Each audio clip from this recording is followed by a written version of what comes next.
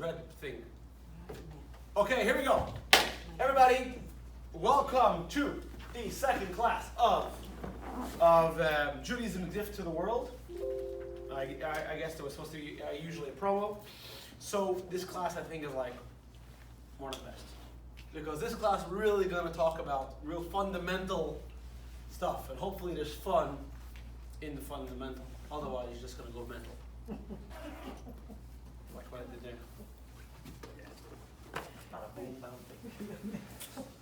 So last week we spoke about we all take things for granted. The idea of this course, let me just bring Heidi up to speed.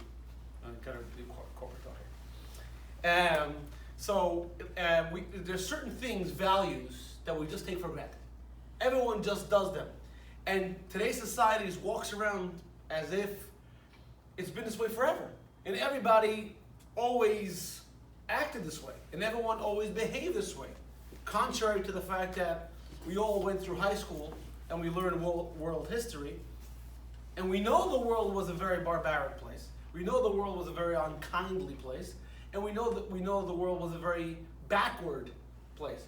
So the question is, what changed? How did it change? And what lessons we have to take from today? So last week we spoke about charity and giving, and we spoke really about communal responsibility. So while we said there's a concept of charity in modern day times, but we said that Judaism has this concept of communal responsibility regardless of social programs implemented by the government. Remember we said last week, you were not last week, were you? No. So we said that today's society is kind of falling back on, we rely on the government to take care of poor people, but it's not a problem. I pay my taxes, and part of that taxes goes to entitlement programs, and on your own. Torah doesn't see it that way. The Torah, it has a very, very strong concept of communal responsibility. We spoke about there was a concept called a kuppah. Kuppah means a box, which every local community had to pay for their poor people. And we also spoke about a very novel idea, which the Torah says, how about we don't let people fall into indefinite poverty. You're going through a hard time, we understand, but there was a concept of everyone owned land. And if you own land, and again, until recently, when I say recently, in the scope of history, recently, society was an agricultural society. So if you have land, you always have a chance to dig your way out of poverty. Okay, so today we're going to speak about something even more fun, and that is the one God. Now, some people don't like saying the G word, call it higher power. Some people call it, what's it called? Creative art and intelligence, creative design. The universe. Right. We're going to talk about all this stuff. So the fun thing is, again, just like last week, we're going to kind of go in order, right? How it started. We'll start with a question for discussion. Okay, the question is going to be nice to Heidi. Share. Well, before we get, is monotheism significant only to your religious views and religious life, or would you say that belief in exclusively one God also impacts your feelings about life in general? Let me explain the question. Most people say, oh, belief in one God, that's a religious thing. Nothing to do with how I act during the week. Now other people say, no, because I believe in one God, it affects the way I behave during the rest of the week. Anyone want to chime in? Should we pick on new people? Right? The good news is the camera's on me, not on you. So even if you say something totally idiotic, no one's gonna know. Unless I post it in the YouTube comments. Right? I have dirt in you. In ancient times, no? The Yeah. Romans and the Greeks, they have like tons, like hundreds type of gods. So right, so exactly. So we're gonna so think about the question, and we're going to we're going to get there right now. Let's begin with the history of idolatry, the history of paganism, right? Because you had to think to yourself, where did it get started? Think about it. God created the world, right? And God created man. And we see in the beginning of the book of Genesis, God communicated with man. So Is it fair to assume that Adam, the first man, and Eve, God spoke to her too, believed in one God? Yeah. If God spoke to you, you'd believe in him, right? Yeah. And Adam was the first guy, so you have to believe that Adam taught his son, right? So where did it go wrong? It's not like there was no communication. There was communication. So where did it go wrong? His grandson. Yes. It's always the grandkids. You know, after that happens, you let them come over, smash stuff. It's always, you know. You let him go too far, you Yeah. spoil him too much. Exactly, you know. All right. So here is a fact. In the olden days, the concept of atheism, by the way, is a new concept. When I say new, again, I don't mean it was invented like iPhone 11 last year. I mean new in history. In the olden days, there was no such concept as you don't believe in God. Forget what that God is. Everyone believed, like Grecia was saying, in some kind of power. Now, if let's say you're a thinking man. When I say man, I don't mean as in the gender, I mean human being, right? You're a thinking person. And you know that God's really great. So you come up with two theological issues. Number one, God is up there, way up there, right? He's a very powerful being. I'm a puny little guy down here. Does God really, really care about what's going on down here? Now think about it, right? How do you work in a big company, right? How many employees in the company? In one place? In there, like around 850. 850, right? So let's say you have, Heidi works in the managerial office. Imagine someone came over and said, oh, there's no more toilet paper in the bathroom over there. You would say, do me a favor. You know, I got company things to worry about. We have people that take care of the paper towel and the soap in the bathroom, right? If you are worried about the paper towels, that's micromanaging, and your company is not running efficiently, right? So people thought that it only makes sense that God is so great, he can't possibly care about what's going on all the way down here. So just like there's a president or CEO, whatever it is, and then there's the board members. So obviously, God has to have board members. Does it make sense what I'm saying? No? Yeah, it makes sense. Okay. Yeah. Right? So No expression. make sure, you know what I'm saying? So either I don't make any sense or I'm putting you to sleep. One of the two. There you go. That. So they thought obviously God has to have some kind of intermediates or servants or ministers, whichever word you want. Another thing they realized, it's just two parts to the same issue, is obviously God's unlimited, right? Infinite. We are limited. So God obviously has nothing to do with us, because unlimited and limited are two very different parts. Now, I don't know if I think I said this on Shabbos once. I'm not sure if I did. But part of unlimited, Chassidus explains, is the capacity to limit yourself. If you lack that capacity, then you're not unlimited. You're limited in some way. They fell for the trick. Avraham saw through the trick. So what did they do? Let's go to the slides. Let's go to the videotape. Remember when they used to say that? Right? So they thought to themselves, obviously, God put the sun, the moon, the stars up there and us down there because these people, by the way, were not stupid. It's important. Many times we think about previous generations, our parents, our grandparents, as them being idiots. I don't mean us as the people present in the room. Society. We think about yesteryear, they're idiots. We've got it figured out. And we think about the people who bow down to stone and bow down to the sun. They're all mindless idiots. These people were not mindless idiots. There are things they've done back then we still don't know how they did. Example, the pyramids. Yep. We still don't know how they did that. Forget about even with machinery. We still don't know how they did it. All right? So it's important to remember these people were not idiots. They were thinking individuals. right? And they came to a logical conclusion. They thought right, everyone knows the sun helps plants grow, and the tide is controlled by the moon, right? And they figured this out. They thought, okay, who helps control the world? These celestial beings. So just like you have to honor God, Through them. you have to honor, right? Imagine not the president, but the king, right? A king has his ministers. If you disgrace the king's ministers, you're also disgracing the king, right? So you have to bow, you have to honor the celestial being. And then what's the next step? Let's make images of these celestial beings. And then obviously there's a God. There has to be some kind of communication. So what happens? So what happens now?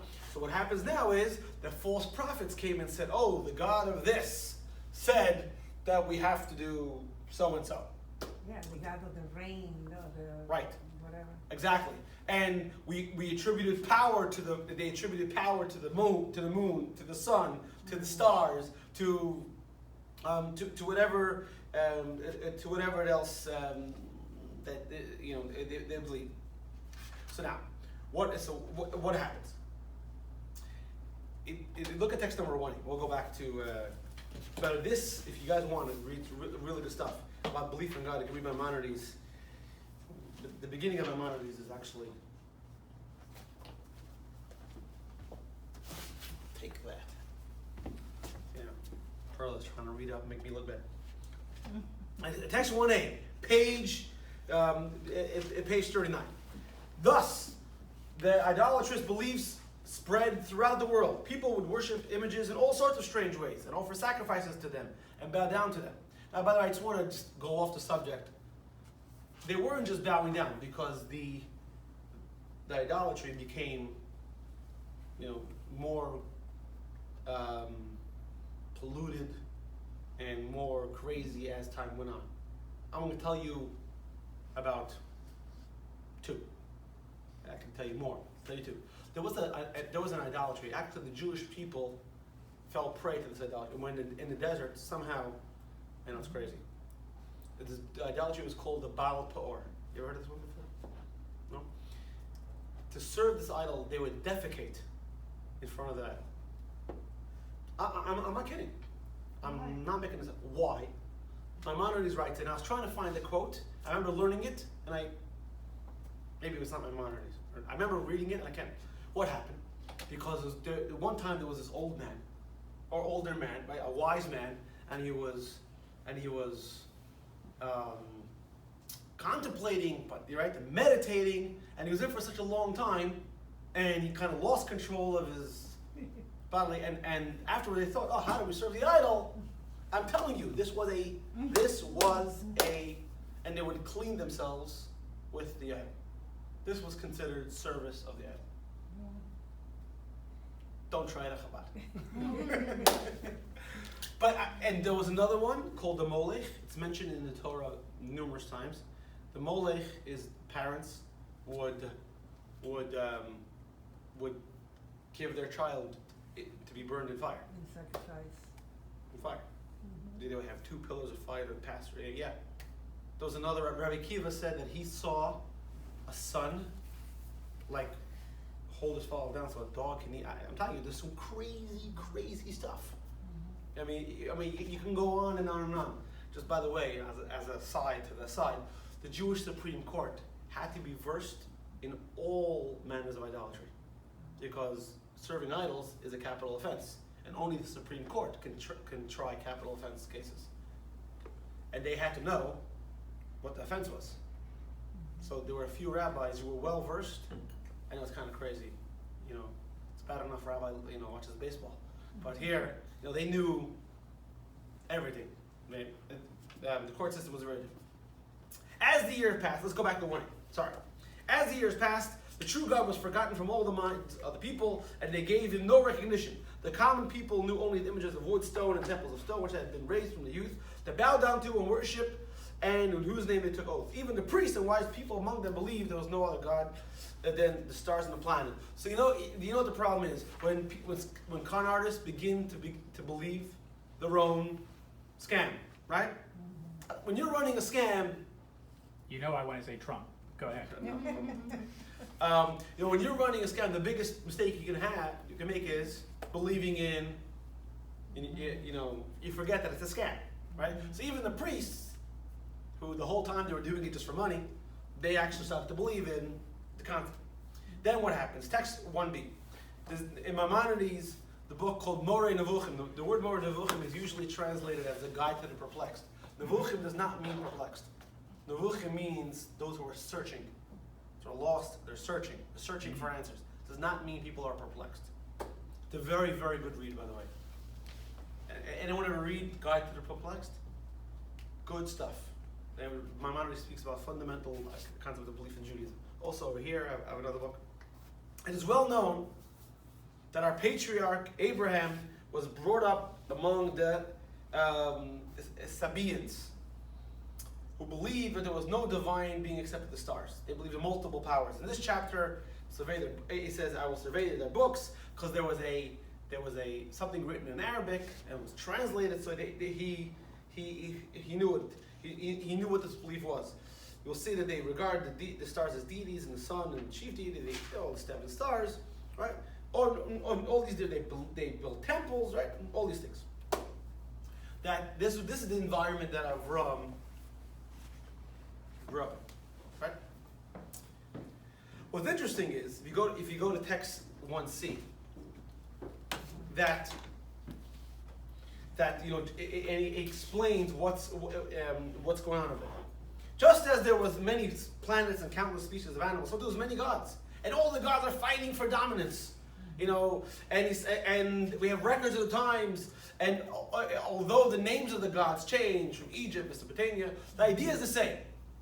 There's the different gods, the different powers, and each one's trying to become the boss. So he says, the god of the sky does battle with the god of the sea, and out of his victory establishes dry land, usually over the dead body of his slain victim. The god of lightning and rain impregnates the goddess of earth, and then crops grow. There is no sharp distinction between nature, animals, God, and mankind. In the stories they told about them, the gods are usually personifications of the forces of nature: sun, sea, wind, rain. The ancient world was a very bad place to live, because it was constantly threatened by chaos, either because of flood, drought, or you never know, when God's going to get angry, take his trident, right? The trident, the pitchfork and trident, right? Yeah, the Zeus. Sorry, I haven't watched Little Mermaid in a while. I'm a little, Zeus. right? Zeus, right? Zeus. Right? Though through the stories they explained themselves why this is so. Disturbances here reflect more ultimate struggles elsewhere between the gods. If the god of the sky won his battle with the sea, there'd be no floods. If the god of rain successfully mated with the goddess of the soil, the harvest would be good. Humanity in its various gradations is replaceable. That means everything going on over here, humankind, were secondary. Really what's important were the gods. So let's do exercise 2.1. Anyone need a pen? You have a pen? Need? Yes. Okay. Ellie, you have a pen? Yes. Okay, so 2.1. Exercise 2.1 is, you see, considering the pagan beliefs, what we read in text 1A through 1C, indicate with check and X which of the following attributes would apply to any of the gods that believe. Okay, take a second, 2, 3, 4, and then we'll go through it together. None of them. Because they're not, those gods didn't care about the people. Mm-hmm. I mean, they were fighting between them. That's right. Yep, very good. So let's go through them one by one, shall we? Yes, we shall, because I'm the one with the clicker. In the pagan beliefs, okay, let's go. The one and only. Well, obviously not, because we already said they were competing. So there were many forces that were competing. There wasn't the one and only. Precedes and transcends all of nature. Well, that's also not true. Why? Because we see that They have their individual specialities. right, and it's taken for granted that the universe was and the gods resulted from the non-material. Well, They are material because they're affected. They're affected by what's going on. And the world is not created ex nihilo. Ex nihilo means something from nothing. Right? God, one of the principles of Jewish belief, it says in the Torah, God created the world. Here, the world's taken for granted that it just was. Number two is God. I don't know where I got to number two. There. Number six, in control. They're not in control because they're in competition, and they can't do whatever they want. Creates benevolently. No, they're not benevolent because we see that in ancient times God's got angry, did things, and they actually are using the human beings in their belief for their own benefit. Their gods have an agenda, not righteous. And here we go.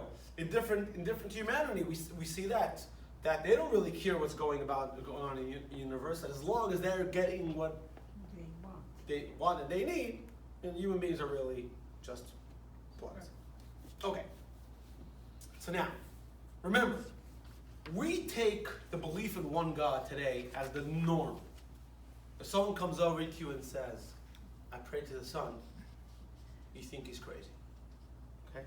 Now, as Jewish people, we're very used to being the weird kid on the block. Where do we get that from? We get that from our forefather Avram. You have to imagine, right? You have to imagine yourself, like the emperor's new clothes kind of thing. But it's not one person, it's everybody. Avram comes and says, guys, you guys are all crazy. Now, if one person comes and says, you guys are all crazy, you know what the society says? Right? Yeah, Avram, you're the only one that got to figure it out, right? You have to think about it. Avram was born about 3,000, I can't say about, again, specific, 3,833 years ago. Do you know what year in the Torah he was born, like in biblical counting? In the year 1948 from creation. You know what happened in 1948? No. Common Era? Israel. It's just interesting that Avram was born in the biblical 1948, and Israel was established in the common secular 1948. It's interesting, but just a little. Did you know? So he's born in Mesopotamia, Upper Mesopotamia. I think there's a map here, just in case you guys know exactly what Upper Mesopotamia is. It's over there. You just go and you take the 75 and go around. What is that?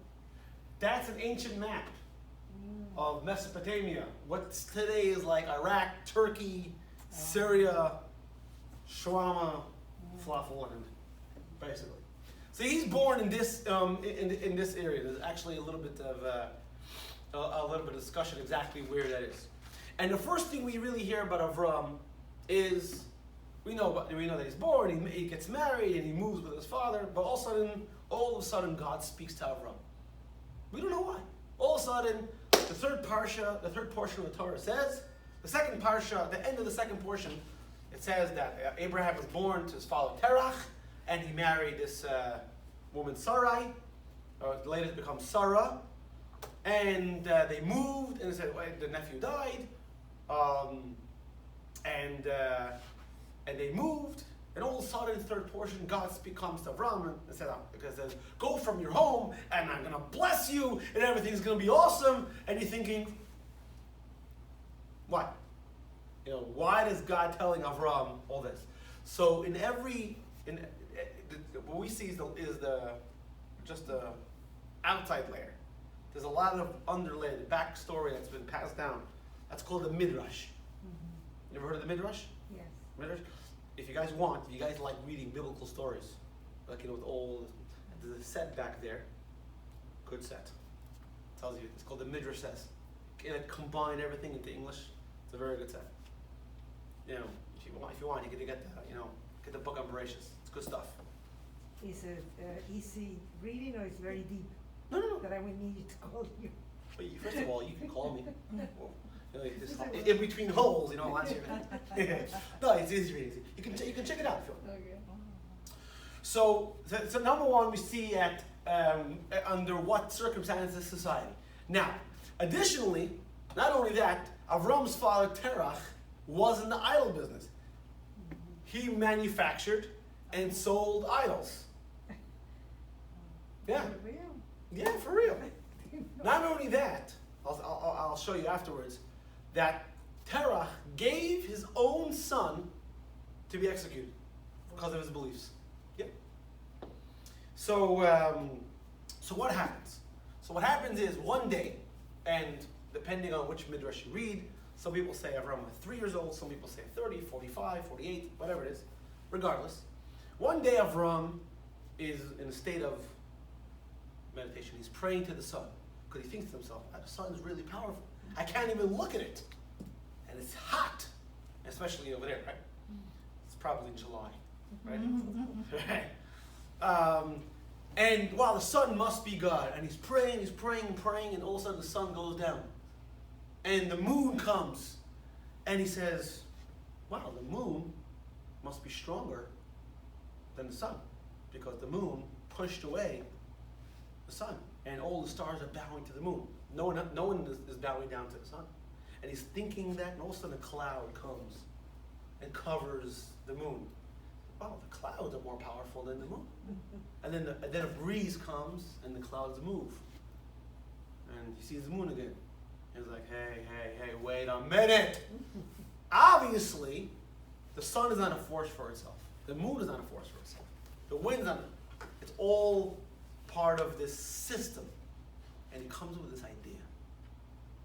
There's one guy controlling everything. Now, again, you have to realize how revolutionary. It's almost like someone in the jungle discovers sliced bread. You know, it's very hard for us, 4,000 years after Abraham, to say duh, but no, it was a revolutionary moment. Remember, no one taught him. He discovered, like Columbus discovered America. He was here the whole time. He just discovered it, right? So Avram discovers God. And Avram goes to everyone else and says, guys, you guys are crazy. Those stones or those powers you believe in, it's all one power. And Avram says, that's my guy. And that text too explains, the Midrash explains what it was that happened. It says, it gives an example. A guy comes to a palace and he says, wow, I wonder how this palace got here, right? Can it be that stones just landed, servants just landed, tapestries and the fire? Obviously not. There had to be someone that did it. So God says to Avram, I'm the master. And because he discovered it, it says, Lech lecha. So in reality, so that's why, by the way, the Jewish attitude, I'm going to go off the subject a little bit. The Jewish attitude towards, I know this is off the subject. We don't really accept the concept of atheism. That's not really true. Because you can't really believe the world got here on its own. That's not a logical belief. Anyone who's objective, and we'll talk about why people refuse to believe in God a little later. We'll get to that. But anyone who's objective, no one would walk and say, Rabbi, wow, you found a piece of property with a synagogue by itself. Right?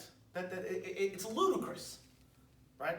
So we're not talking about belief. We don't believe that God exists. Forget God as the person who commanded you to do stuff. Right now, God is the creator. We know a creator exists.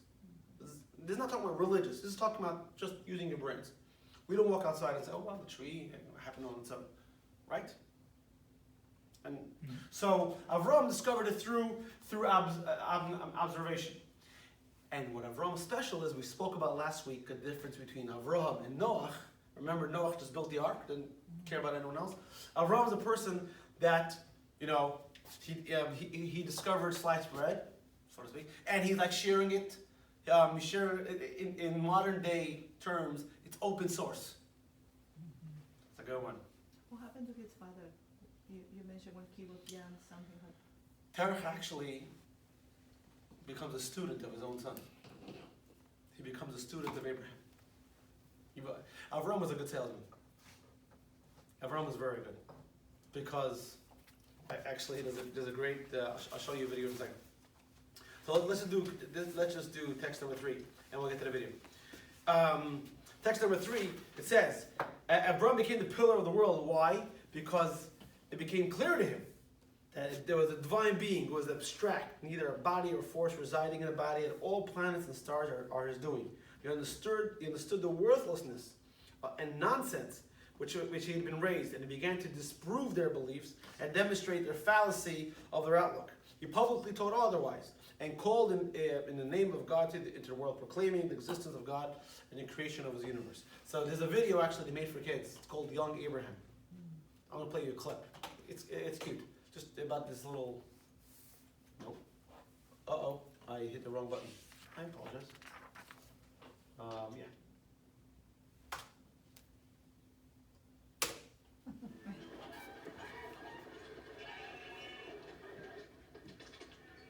My dear Pishesh, you look lovely today. I Can you hear am okay? quite rare for a woman my age, I must Louder? say.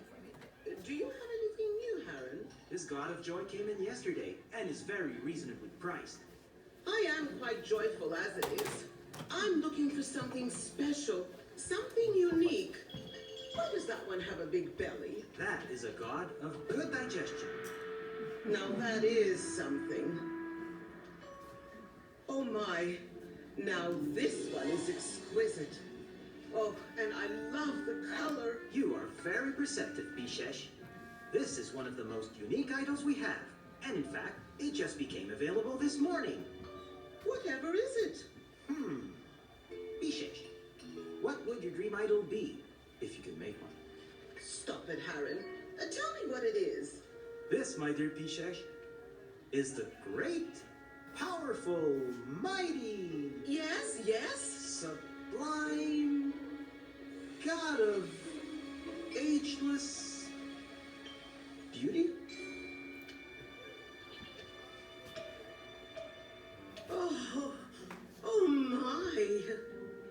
God of ageless beauty. It's quite rare. Like you, Pishesh. I'll take it. You've made an excellent purchase. I'll just be a moment with the wrapping.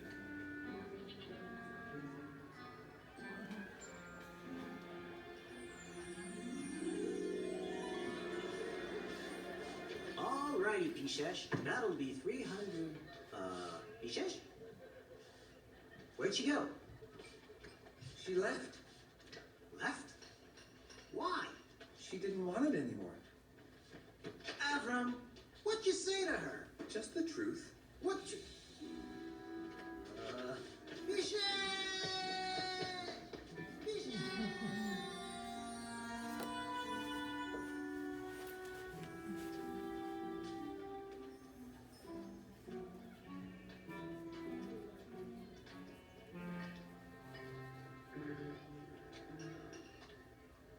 Ugh. You're an ugly one. You must be the god of ugly. Who'd buy you? Your most powerful god of plenty, please, and be quick about it. What? Where? Where? Aren't you too young to be selling idols? Aren't you too old to be playing with stones?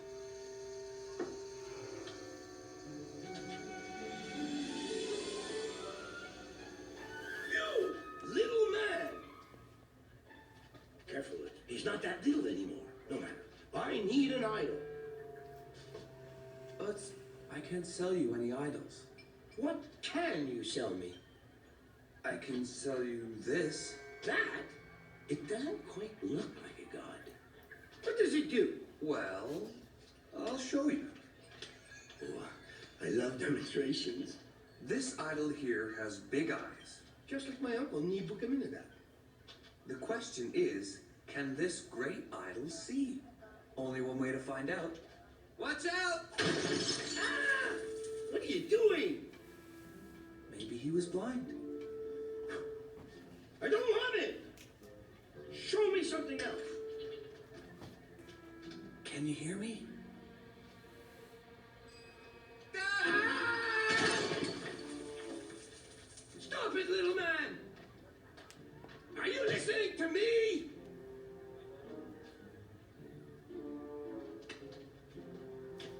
demonstration over. Just take this one. Oh, impressive legs. He should be able to run quite fast with those legs, don't you think? No, I don't think he can. Let's find out. You wouldn't want a defective idol now, would you? No. Yes, I would. On the count of 3. 1, 2, 3, go!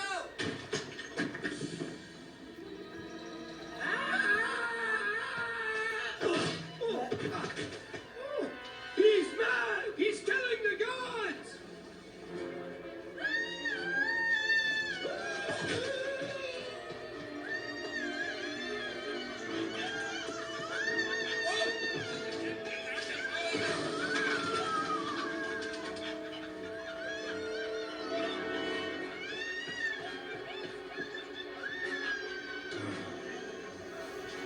One side. Make room.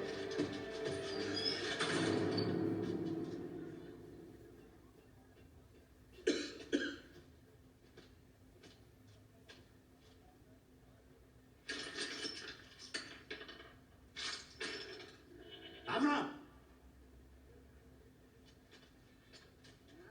He did it. What? Well, one of the little idols, who has sadly passed, became jealous of Nimrod here and tried to take his offerings. Avram? So Nimrod grabbed the hammer and smashed him. Then all the other idols started to brawl, and so I hid in the corner until the dust settled, and Nimrod was the only one standing. You take me for a fool? These idols can't walk, talk, or wield a hammer. They're just stone. How then can you worship them?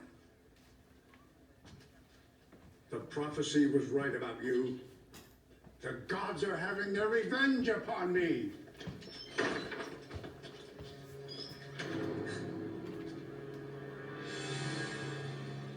Father, there is only one God. It is He you must serve. Take it. No, Terah. He's our son. Please, listen to what I'm saying. Mother.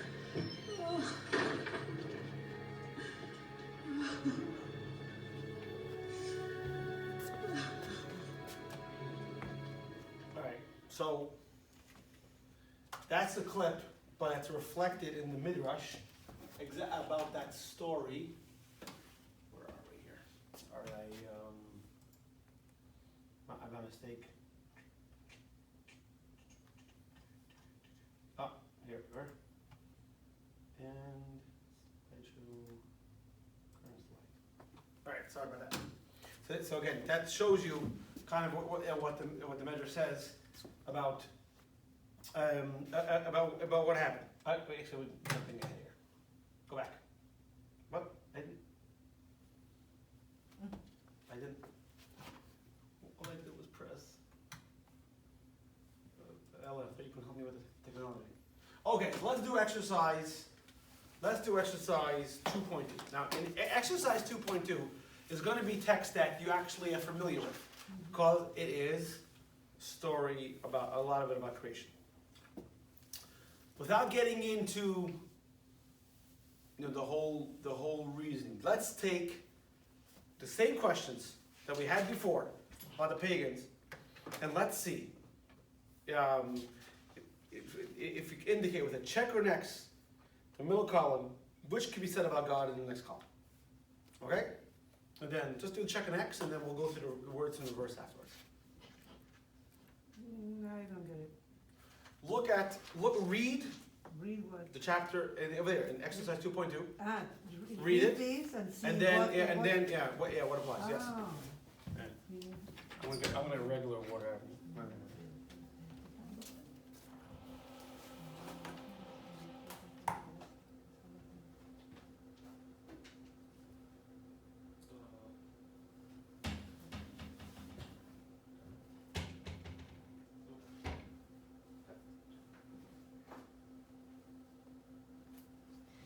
Creates from nothing.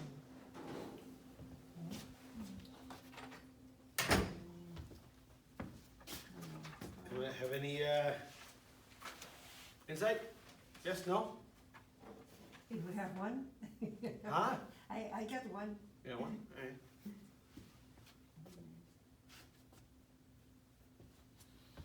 You read it? Yeah, Yeah.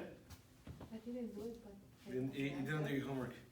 No, but it's, for me, it applies to all of them. Yeah, good. Pearl already got it.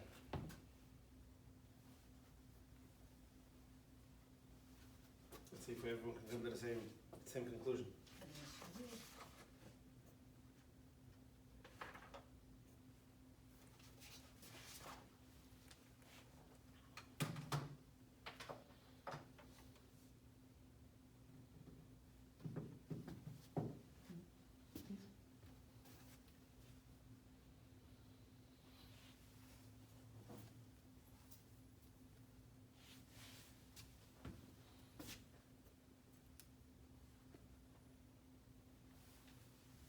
How you doing, Michael? Good?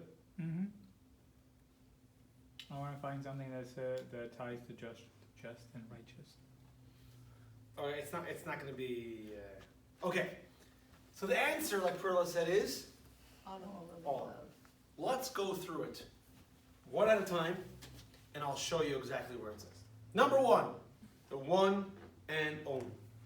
In the beginning, God created, singular, bara. What is going on? Operator error.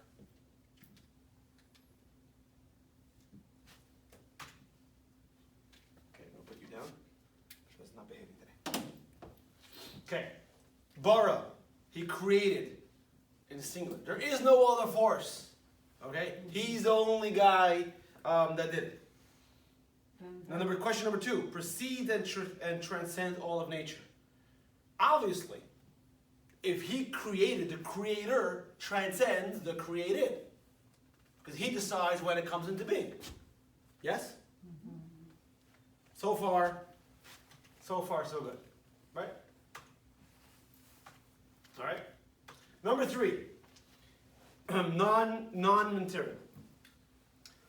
The concept of creation means it wasn't there, and now it's there. What is this world? Material. Physical. That means before, there wasn't a physical material matter. Now there is. Who brought it into being? Obviously, a non-physical being. Because if there wasn't materiality before, that wasn't created, then what created the material? Something not material. Does that make sense? Is that a little too... Yes? You got it? It's too late at night? Right? You work too long?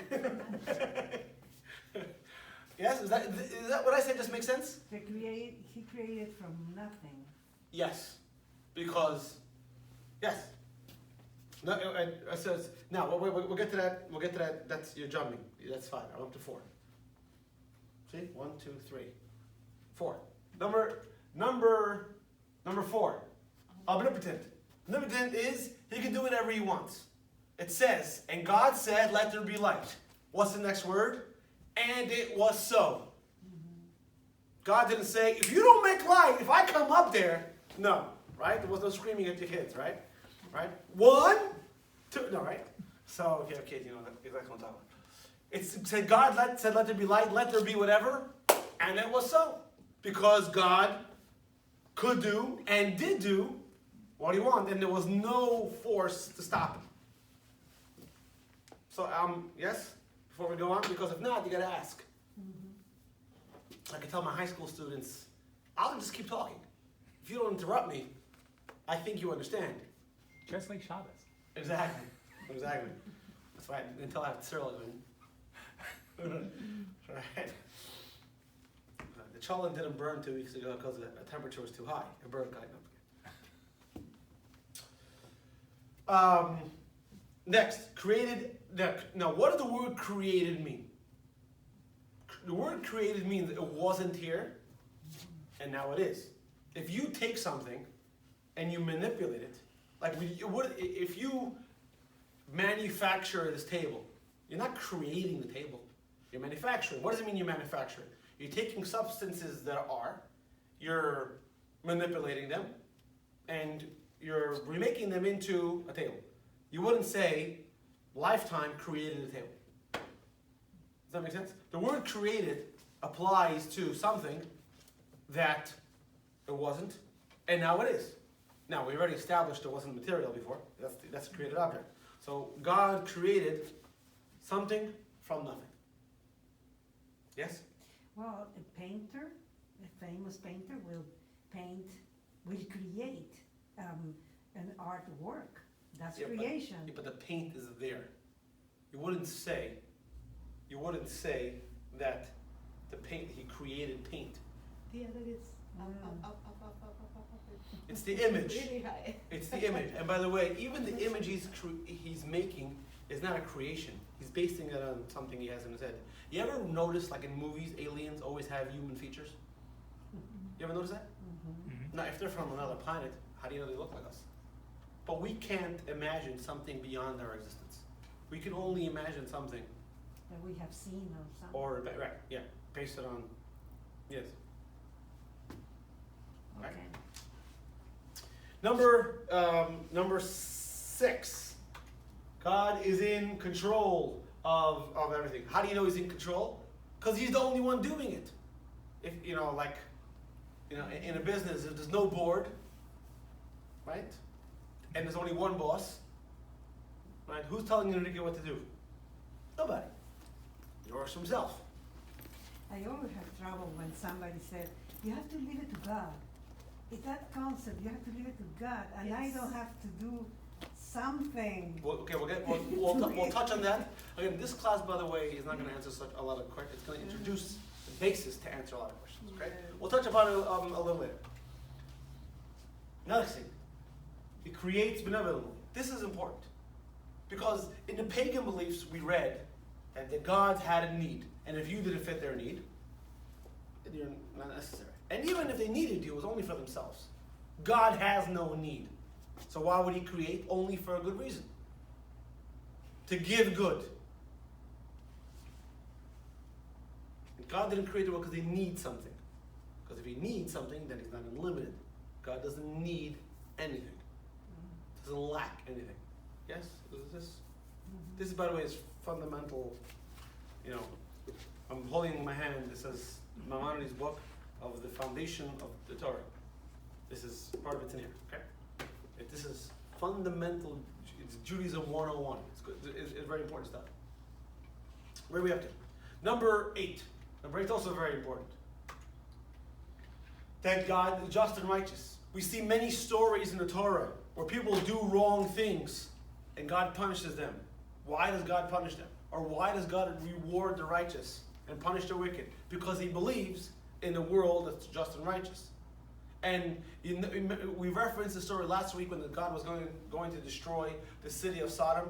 And Abraham said, what? The God of righteousness won't do righteousness? God didn't say, God of righteousness. That's not me, wrong number, right? No, obviously God said, yeah, you're right, but it doesn't apply to these guys because they're, bunch of Democrats. I'm kidding, sorry, it's too easy.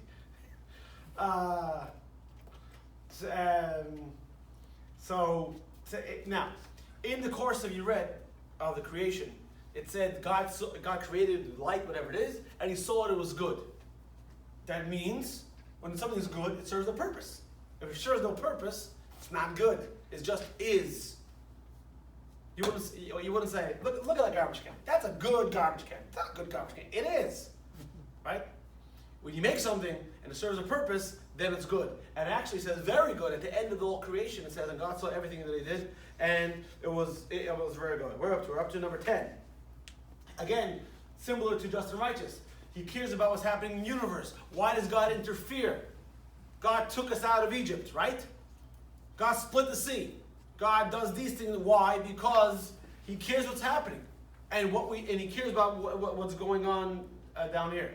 And lastly, which is also very important, is that humanity was created in his image, which means that he holds humans in high regard. It says in creation, let us make man in our image. Right? That means man's special. And applied to the Jewish people especially, God spoke to the Jewish people, gave them the Torah. He gave them a mission. That means you're important. If I ask you to do something for me, that means you have some level of importance to me.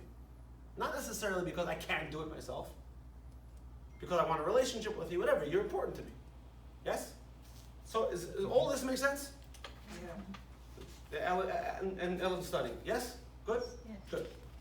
So the gift of monotheism is very, very important. The one God is very, very important. You know a story. The kid, was raised in a non-religious home. So the parents are looking for a good private school. So they send him to St. Thomas's, right? Catholic school, good private school. Kid comes home. He's talking with his parents, Trinity. Right? So the father says, no. Let me set you straight, okay? Right? Says, there's only one God, and we don't believe in him, okay?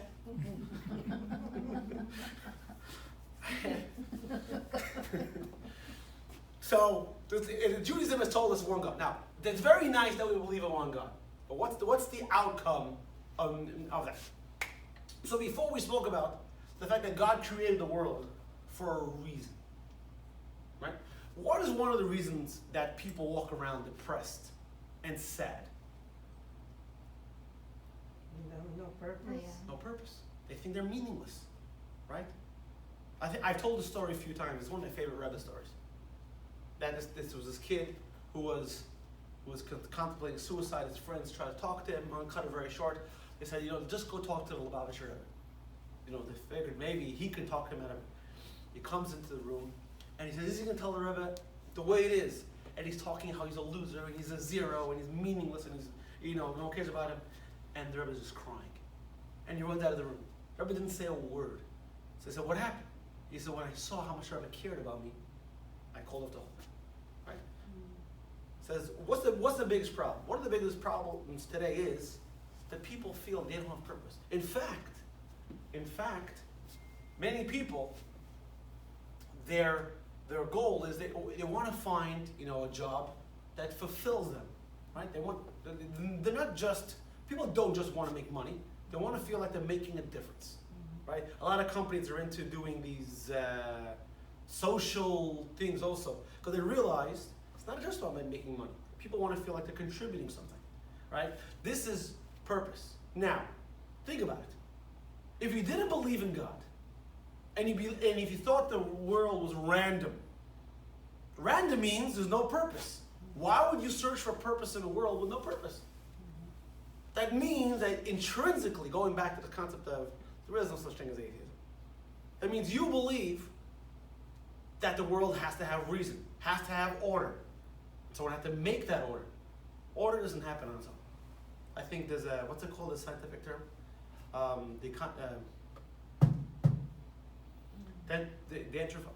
The word was out of order. Entropy. Entropy, there you go. The entropy, right, the world is, right, it's more likely. So let's look at what Jonathan Sachs, Chief Rabbi of England, said in text number 4. The account of creation in the first chapter of Genesis is stunningly original, unlike any other in antiquity. There are no contending forces, no battles of gods, no capricious spirits. God speaks, and the world is. God is not in nature, but above it, transcending it, ordering it according to His word. Nature has no will or a set of wills. The sun doesn't decide to come up in the east. It comes up in the east because God said so. It sets in the. So if I told you that God told the sun to stop, is that so crazy? No. I mean, it's crazy because we're not familiar. But it's happened before. If I told you that the Jewish people were trapped by the sea, and God told the water, okay, usually you float. Right now, move aside. Is that really so crazy? Yeah, there's a great story. One of my favorite stories. I told the story before. I know, Michael. He's like, what am I coming for? Oh, the question is there going to be a story inside the story? What about the story? You want the story? So there was a great rabbi in the New York Times. His name was Rabbi Hanina ben Dosa. Hanina, the son of Dosa. A lot of miracles happened to him. He was a very special person. He was very, very, very poor. And he used to save up some of his money to have Shabbos candles. And back then there were no candles. It was oil. You ever see those ancient claret? He comes home one Friday afternoon he kind of learned Torah like the whole day. You know, he worked a little bit, learned Torah. And his daughter is devastated. So what happened? So he said, I went to the store to buy oil, and I by mistake, I didn't read the label properly. I bought vinegar. And now we have no money to buy oil. There's no exchanges. This isn't Publix, okay? These are ancient markets, right? You go to the Arab market in Jerusalem. You try to return something. Good luck, right? And we don't have money to buy oil. So what do you think Rabbi Chanina ben Dosa told his daughter? You heard the story, right? From you. Yeah, from me. What do you think he told his daughter to do? Light the candles anyway. Yeah, so put out vinegar. She tells him, but vinegar doesn't burn. Who said it? The same God who decided oil should burn, should be flammable, will make vinegar flammable. Now, for guys like me, that doesn't happen. But Rabbi Chanina ben Dosa, but it wasn't to him. It was simple. Now you know why he's special. And the candles burned. All right. Now we consider it a miracle because it's not normal. But in reality, if you think about a computer program, right? You created the code, right? And can you manipulate the code whenever you want? But do you know how Maimonides writes what a miracle is? I mean, he didn't write in these words because this was 800 years ago when he didn't have the words like code. But he said when God created the world, he programmed into creation that in 2000, for example, he uses the example of splitting the sea. In 2,448 years, the water should split. Does that make sense? I can tell my computer, right? Like, you know, if this then that. You know what that is? If this happens, then that should happen, right? Like, you know your nest thing? How does that work? It learns, right? Totally makes sense, right? So that's what he's saying. Nature has no will or set of wills. There's an immense intellectual leap. If God created the world, then in principle, intelligible, the mist of irrationality have been dispelled. Now, once we establish, where are we going? All right, that the world has a single creator, and the single creator has no need. For example, that means he created the world for a purpose. He wanted to accomplish. So the what, or we know the why. Now, why did God create the world? There has to be a why. There has to be meaning. There has to be meaning in the world. That means now, if you believe in a God, and God, if your God, the God you believe in is not perfect, then you're not believing in God. You're believing in Superman. Like Superman has kryptonite. Superman's imperfect, right? He can do a bunch of great things. He's superhuman, but that's not God. Okay? I always tell people, God is not wearing a cape. Because many people think of God, like you who mentioned Zeus, right? With muscles, Hercules, right? That's not God. That's a human version of, what you'd like to be, right? So muscles, whatever it is. So that means if everything God created, actually, I was telling you, there was a gentleman who sat in my office today, who is not Jewish, from Colombia. He's come to me a few times. He spoke about conversion, but he doesn't want to convert. He just wants to make sure he gets into heaven.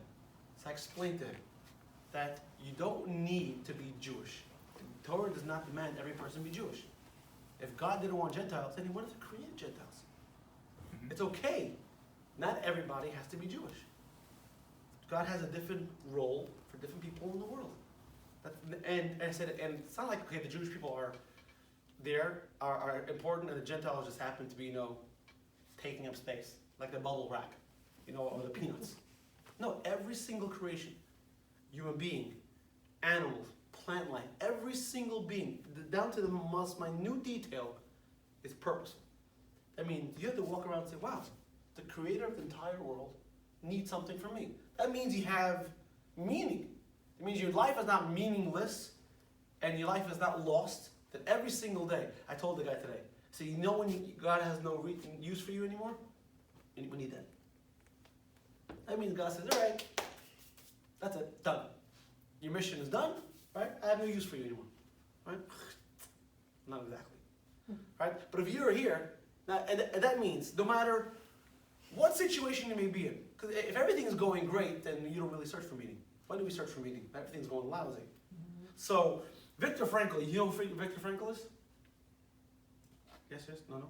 Okay. Viktor Frankl is a very famous psychiatrist. He is a Jewish psychiatrist from Vienna. And he created this something called logotherapy. Logo comes from the Greek word meaning. Viktor Frankl, like I said, was Jewish, and he was sent to Auschwitz.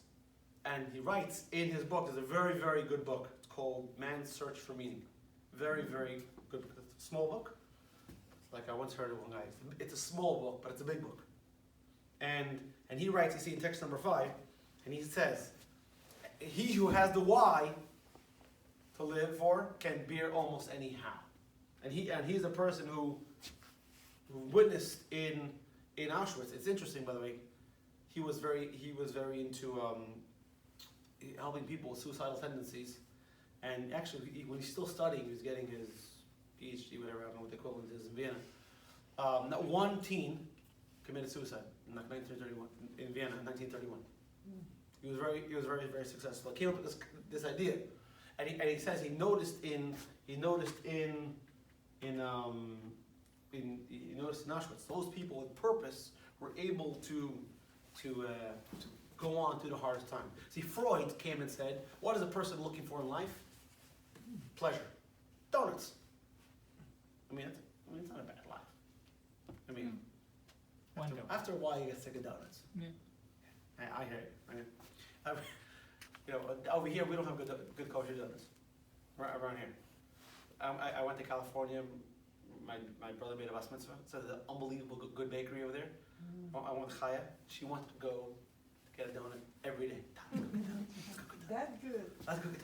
I brought back from California. They were gone like, got it, right? So Freud said man searches for pleasure. Frankl said man searches for meaning. Now I'm going to show you a video, a very interesting video, which is that when Freud came out with this concept, like most people kept coming up with revolutionary ideas, same thing with Abraham. Everyone called him crazy. And he almost wanted to give up. I keep pressing the wrong one. Sorry. This interview was actually, where are we? This interview was actually given after the Rebbe passed away. Okay, this is an interview by the rabbi, the Chabad rabbi in Vienna. Okay.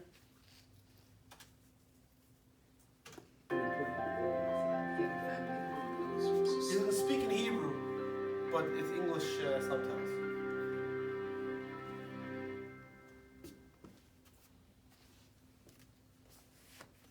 Rabbi Yaakov Biderman is the director of Chabad Lubavitch in Austria.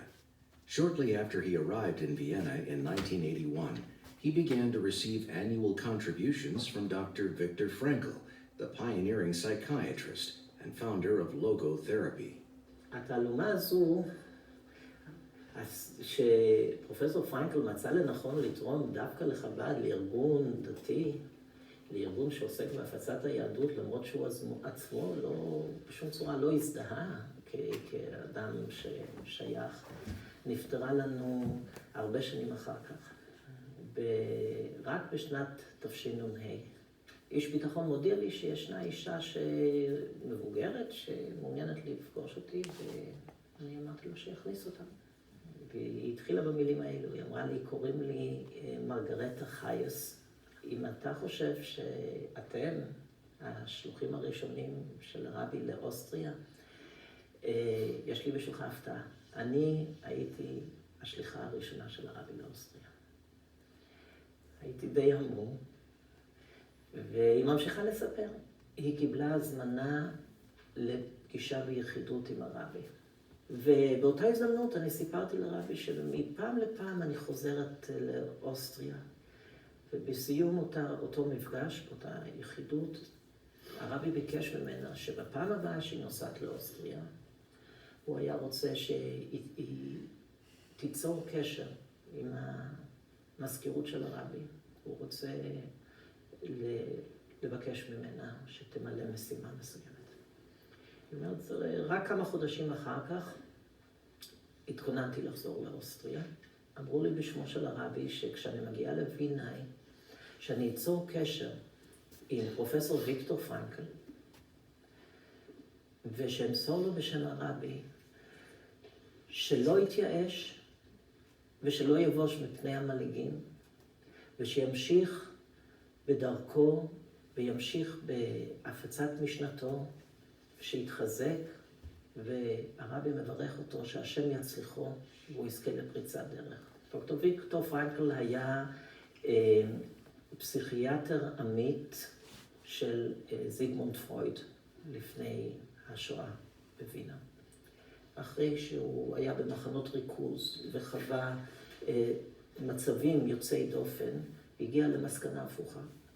כלומר, האדם ביסודו הוא מחפש תכלית ותוכן לחייו, ולכן הוא האמין שרפואת הנפש מאוד קשורה יותר עם הענקת תוכן ואמונה, ערכים לבן אדם. הוא עמד בראש מרפאה חשובה, והוא גם היה מרצה באוניברסיטה, והשתתפו רבים בהרצאותיו, אבל יחד עם זאת, הוא היה מושא ללעג ולקלס, כי האסכולה הפסיכואנליטית של פרויד שלטה בכיפה, והיו מפריעים לו אפילו באמצע הרצאות.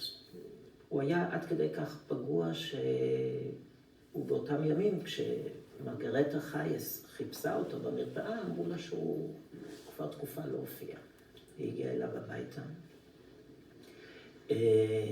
נגשה בדלת ללא כל הודעה, כי לא היה לה אפשרות להודיע לפני כן. והיא תיארה שכשהיא נכנסת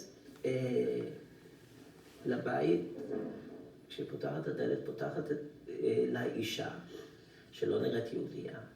היא יכלה אפילו להבחין שהיה תלוי אצלה. היא הייתה בטוחה שזה מאוד מוזר שהרבי שולח אותה לעודד מישהו שגר בבית כזה. אבל בכל אופן היא עזרה אומץ והיא שאלה אם אפשר לראות בבקשה את דוקטור פרנקל, ואז הוא הופיע בפתח הבית, והוא שאל אותם מה הגברת רוצה, והיא ענתה לו שיש לה בשבילו מסר מרבי שניארסון מברוקלין, ניו יורק. היא אומרת, בבת אחת פניו השתנו, הוא אמר לה, תיכנסי. יש לה מסר מרב, היא נכנסה, הוא ביקש ממנה לשבת בסלון, ואז היא אומרת לו, הרב שניארסון ביקש ממני למסור לך שלא תתייאש, שתתחזק, אל תבוש בפני אלו שמלעיגים, סופך להצליח ותזכה לפריצת דרך. בערך אלו, זה היה תוכן הדברים שהיא מסרה לי. היא אומרת, ההתרגשות שלו הייתה משהו שהיא מעולם לא חוותה אצל אדם מבוגר ועוד אצל אישיות כזו. הוא פשוט פרץ בבכי תמרורים. ואחר כך לקח לו זמן עד שהוא יכל לדבר, והוא הראה לניירות שהיו לו על השולחן. אלו היו ניירות דפסי הגירה לאוסטרליה. הוא היה כל כך מדוכא מהיחס אליו, שהוא החליט לעזוב את וינה, ועכשיו, כשהוא קיבל את המסר הזה ממנה, המסר שהרבי העביר אליו, הוא אמר לה, אני אתחזק, אני חוזר לעבודה ואני אמשיך. הוא התחיל בצורה מאוד בטוחה להטיף את משנתו. הספר שלו, האדם מחפש משמעות, Man's Search for Meaning, תורגם ליותר מ-12 שפות. הספר הופץ בלמעלה מ10 מיליון עותקים. אני רציתי לאשש את הסיפור הזה. אחרי שהיא סיפרה לי את זה, אני ביקשתי להתקבל לפגישה אצל פרופסור פרנקל. הוא כבר אז היה די מבוגר, למעלה מגיל 90. אני התקשרתי אליו ושאלתי אם אוכל להתקבל אליו לפגישה. הוא אישית ענה בטלפון בבית, הוא אמר לי שהוא חלש מדי, הוא לא יכול להיפגש.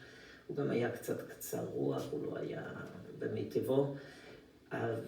אז בכל זאת, בטלפון, שאלתי אותו אני, עם השם, הרבי מלובביץ', הרב שניאורסון אומר לו משהו, רציתי פשוט לבדוק את הנתונים, גם איתו אישית. ברגע שהוא שמע את שמו של הרבי, אז נימת הכל השתנתה לגמרי. הוא פתאום נהיה מאוד סבלני. הוא אמר, ודאי ששמו של הרבי מלובביץ' אומר לי הרבה. אני חייב לו המון. Ich schulde ihm sehr viel, הוא אמר לי בגרמנית.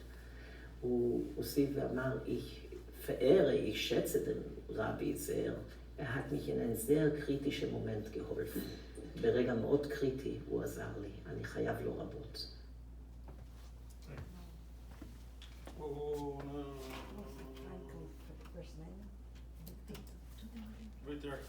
Victor Frankl. It's a very, very important book. Okay.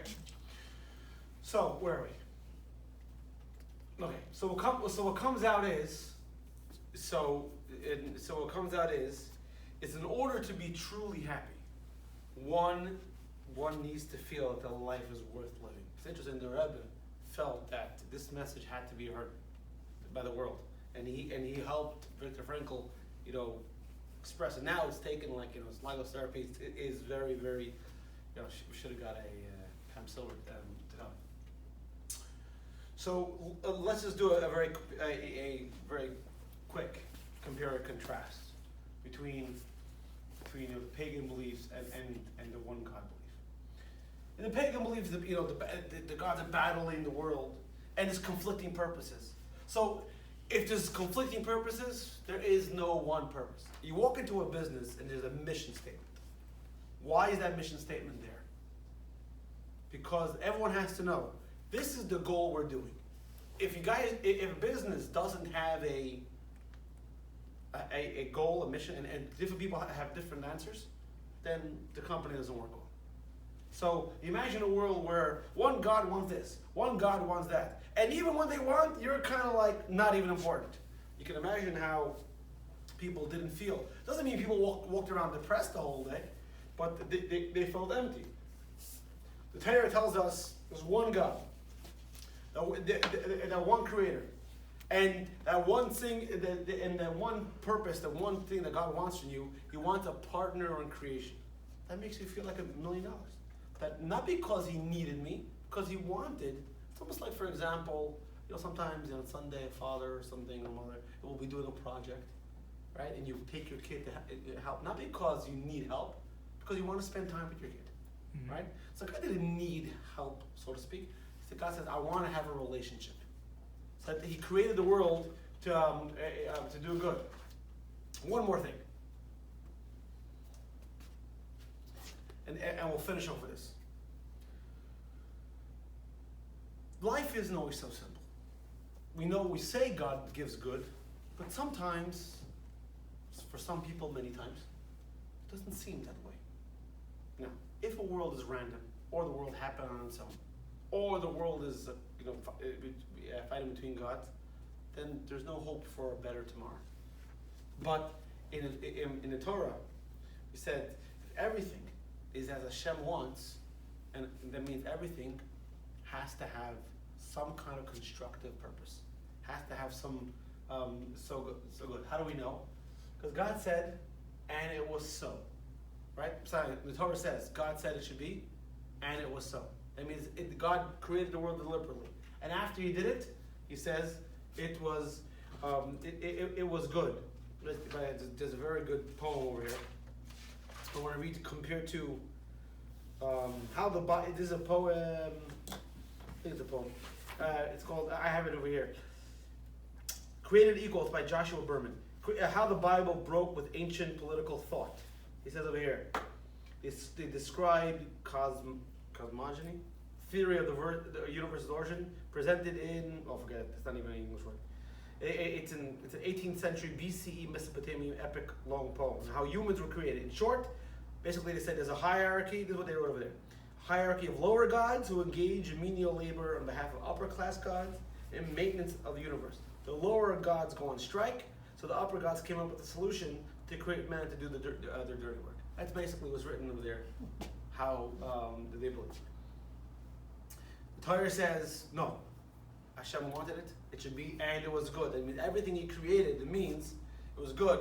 and then it was very good. You see in text number 6, this is not even from a Jewish source. He says, what's the difference between the Jewish God and the non-Jewish God? It says Hercules or Zeus, which god? Olympus, sorry, I'm a little rusty on my Greek mythology. Olympus tirelessly pursued beautiful women, and the god of Sinai watches over the widows and orphans. Very, very different. This is page 49. Very, very different view of God. Like it says over there, the gods tend to be immoral. Second, toward man, they're indifferent. Right?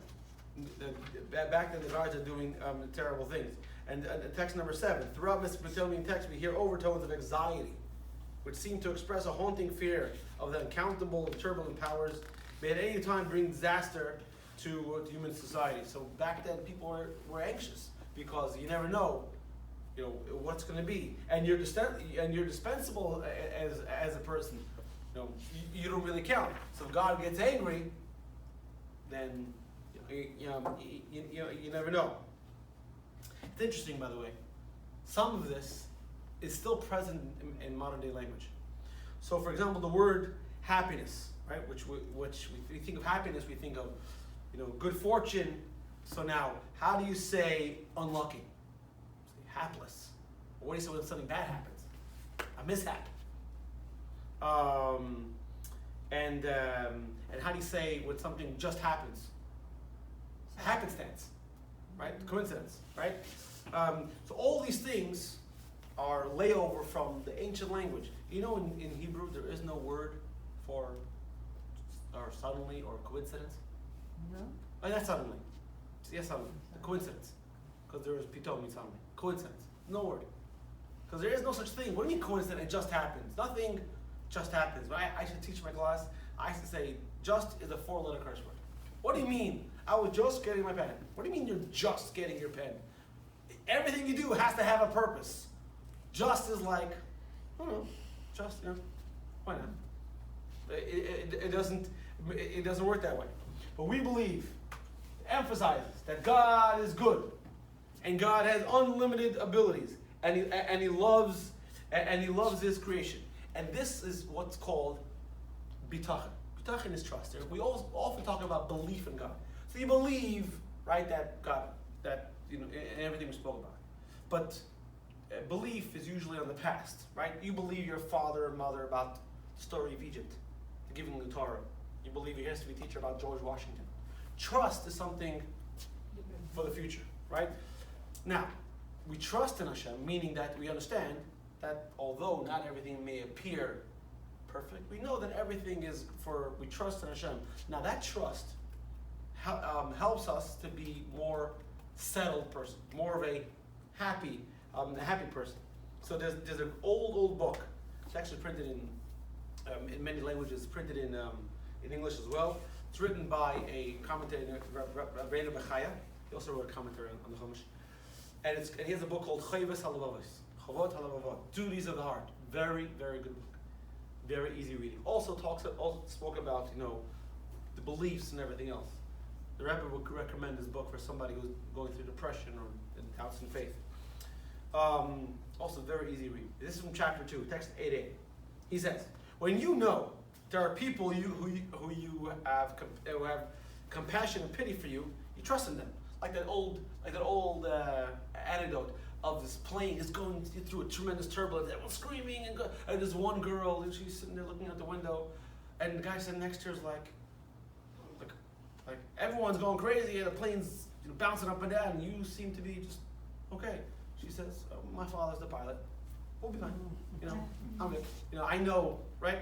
So imagine, when you know you can count on somebody, how does that make you feel? It makes you feel settled. Don't worry, although it's not going to be okay, but if I said I'm going to be there, I'm going to be there. Now, human beings, we can make a promise, but not everything's in our control. Certain things happen and we can't fulfill that promise. Now, if people were to have all these traits, it would behoove those who knew this to place their trust in them.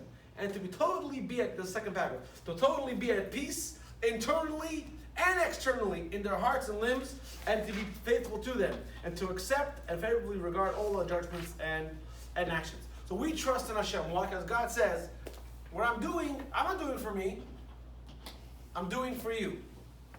So you have to have trust that everything happens for a reason, and everything's for good. And continue text 8b. The benefits of trust in God include tranquility, like that girl on the plane, tranquil, of the heart in the face of worldly worries. The one who has trust finds serenity, security, and peacefulness within this world. As written, Baruch HaGever. We say it at the end of benching. Baruch HaGever. This is based off the Tamil. Blessed is the man who trusts in God. God has his assurances. But a person believes in random, right? The world is all random. Or a person believes in pagan, whatever it is. There's no serenity because there's no purpose, and there's no goal, right? So let me give a sports example, okay? Because I like sports. I don't know if you guys realize it by now. So sometimes, right, a team will let a very expensive player go, so they can invest in younger players. And many times the fans are like, "Oh, are you crazy? How can you let that guy go?" and everything else. But what happens? The manager says, "No, I have a plan. You gotta stick with the plan. We're gonna get these guys, and you'll see in 2 years, right? So for 2 years, everything's terrible, and everyone's bashing the manager. Oh, he's an idiot. And all of a sudden, they start, whether getting the ball into the basket or hitting the home runs, and after all, let's say, of course, the Astros, and you cheat, right? Then it doesn't Yeah, count. but they apologize. It's okay. But they didn't even apologize. I noticed. Yeah. Don't get me started. That class would be a lot longer, right? Bumps. So this can only be true. Serenity can only be true with there's one God who lacks nothing, and this God gives good. Now you might ask, but God doesn't always give good, right? Bad things do happen to good people, right? So we'll kind of answer it in 3 ways. Number one, there's the old quote that says, "Everything will be good in the end. If it's not good, it's not the end." You ever heard the line before? No? Number two, that's a kind of a cop-out answer. All right, we found a nice quote online. Number two, I said before, this class is not going to answer all these big questions. This class is the foundation to answer those questions. That means first you have to know that God is good. Like the Rebbe said once wrote in a letter. The very fact that people say, "I don't believe in God," why? Because of the Holocaust. If you don't believe in God, then who are you angry about? Who are you angry at? Obviously, you're angry, that means you believe in God. Not only you believe in God, you believe that God should do good. And the problem is, He didn't do good. Okay, so that's a question. It's a very good question. But what we're talking about is the foundation for the question. And number three, and we mentioned this in a different course. When we say that we believe in God, everything God does is good, doesn't mean there's no pain and suffering. Because sometimes we do things that hurt for our own good. For example, a baby has a brit milah on the 8th day. Is anyone going to say it doesn't hurt? Baby cries, right? And you get a shot. They leave it in the baby also. Exactly. I don't know. Man, woman, Bad example. If you were given the class, that probably, But yes, right? So, see, but that. Okay, I don't know. But there's nothing good in the pain. The pain serves a purpose. Yeah. But the Brit Milah. We keep having kids. Right. We don't have another. So the Brit Milah, actually, the act itself is a good, right? Or the shot. It hurts. No one. Oh, you're getting a flu shot, so it shouldn't hurt. It hurts. It doesn't take away the pain. What helps is to give comfort that there's a reason, behind it. Now, it doesn't mean, and we'll end off with text number 9. It doesn't mean, by the way, that just because you're Jewish, and just because we have this belief, it's automatically incorporated into our psyche, this is something we have to work on ourselves. Emunah, bitachon, emunah, faith in God, trust and bitachon, trust in God. This is something that we have to work on, because in the course of our life, our day, our week, our month, our year, whatever it is, we're presented with situations which challenge. Like, for example, the woman who works in the mirror, right? The woman who works here in the show, right? She has a cousin who's 32, 33 years old, who's very, very sick. She has a tumor in her head, right? Go explain that, right? You understand? Doesn't mean that it's all going to be easy. There's going to be situations in our life which challenge us. So the idea is that at least you have to know that there's one power, one director, one CEO who has a vision and has a plan. Now, when you're up high, right, when you have everything, you open up the siddur in the morning, we have our morning blessings. Thank God you can see. Thank God you could speak, right? When all these things, right? There's a blessing when you go to the bathroom. Many times when I use this example, because people say, what kind of stupid blessing is that? I said, it's not a stupid blessing. Because I have a good friend who's a GI, right? And his whole problem is people, the whole digestive tract is messed up. I went to visit a guy in the hospital, and he was bleeding, and was being fed through a tube, you know what I'm saying? So it's different things we take for granted. So Judaism tells us that God is up here, and God's all the way down there, and everywhere in between. He's in the dark, and he's in the light. And this is something we have to try to internalize. Text number 9, Jonathan Sachs. So we'll finish up with this text. Hope is one of the greatest Jewish contributions to Western civilization. So much so that I have called Judaism the voice of hope in the conversation of humankind. In the ancient world, there were tragic cultures in which people believed that the gods were at best indifferent to our existence, at worst actively malevolent. The best humans can do is to avoid their attention or appease their wrath. In the end, though, it is all in vain. We're all destined to see our dreams wrecked in the rocks of reality.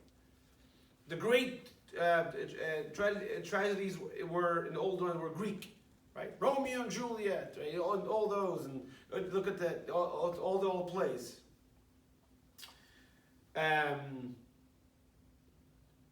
Says, but in the biblical Hebrew, there is no word for tragedy.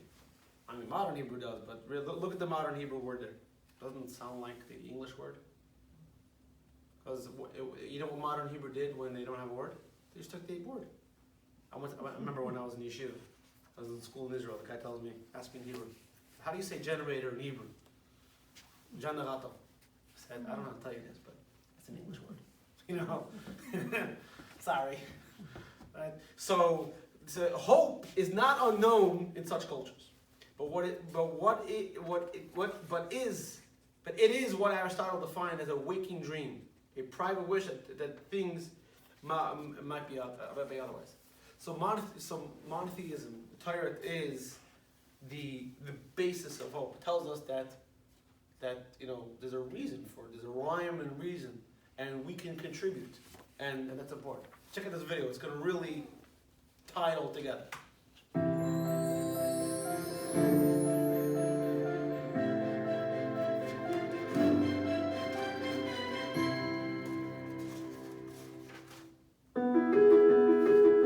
In 2010, a Jewish psychologist conducted a clinical study into the effects of a central pillar on Judaism's monotheistic belief, trust in God, on emotional well-being. My name is David Rossman, and I'm a clinical psychologist. I'm an assistant professor at Harvard Medical School in the Department of Psychiatry, and I'm also the founder and director of the Center for Anxiety, which has a private outpatient and intensive outpatient clinic. Dr. Roseman prepared a Judaism-based treatment plan for patients suffering from anxiety and stress. I created a program to help people build higher levels of trust in God. I hopped a plane to Israel, and I met with a number of rabbis from around the country. And I asked them that question. I said, how would you help a person build faith and trust in God. And they gave me concepts, but they also gave me exercises. One of the concepts of trust in God is a belief that God is intimately involved in every detail of a person's life. It's not just that God created the world and set it into motion and let it go. That would not be the Jewish belief of God, but rather trust in God entails believing that every breath, every movement, everything that happens, whether externally or internally, is ultimately in God's hands. One of the exercises involves thinking about God's involvement in day-to-day exercises. For example, standing up from one's chair. Can we picture that, yes, I'm choosing to stand, but God is enabling me to stand. God is helping my ligaments to stay intact. He's helping my muscles to move. He's helping my central nervous system to be able to coordinate the entire process. I'm not in control of any of that. My muscles, or my ligaments, or my central nervous system, or my blood, or my pulmonary system. All of that is out of my hands. I can choose to act, to try to stand up, but all I'm doing is trying to make a move. I'm not actually completing it. That is a godly matter. To elevate the effectiveness of his program, Dr. Rosemarin selected 125 individuals suffering from elevated stress levels and divided them into 3 groups. One group received a standard clinical relaxation treatment, another received no treatment, and a third group engaged in the Trust in God program. The question was, is that going to help people who worry and who have anxiety in order to overcome their levels of stress? We compared that in a randomized controlled trial, Trust in God training, to something called progressive muscle relaxation. That's also a way of being able to control one's anxiety. And we had a third group of people who received no treatment at all.